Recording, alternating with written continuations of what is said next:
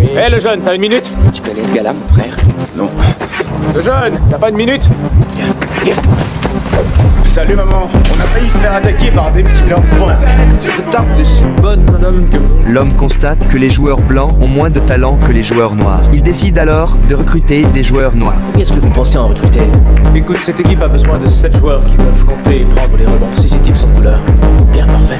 Il n'y a aucun noir qui joue en division 1 de basketball dans le sud. J'ai l'intention de gagner. Mais cette décision suscite de nombreuses critiques. Beaucoup pensent qu'il va ruiner l'avenir de l'équipe. L'homme, lui, n'y prête aucune attention. À ses yeux, les joueurs noirs sont à la fois plus performants et moins coûteux. Excusez-moi, c'est parce que je cherche 3 gars. C'est des gars de couleur, vous savez pas où ils seraient? Wow, qu'est-ce que tu as dit de couleur? Ouais. Je crois qu'il parle pas non plus de la télévision en couleur. Il recrute 7 joueurs noirs sur des terrains de streetball. Mais une fois intégrés à l'équipe, les problèmes commencent à apparaître. À la cantine, le personnel fait preuve de discrimination à leur égard, allant même jusqu'à prétendre ne pas comprendre ce qu'ils disent. Taco, nacho, burrito. Non, j'aimerais avoir un hot dog. Taco, nacho, burrito. Non, hot dog, nacho. Avec l'arrivée des joueurs noirs, l'ambiance au sein de l'équipe devient de plus en plus tendue. Les joueurs blancs commencent à se plaindre de perdre leur place et les joueurs noirs, bien que plus talentueux, ne reçoivent toujours pas le respect qu'ils méritent.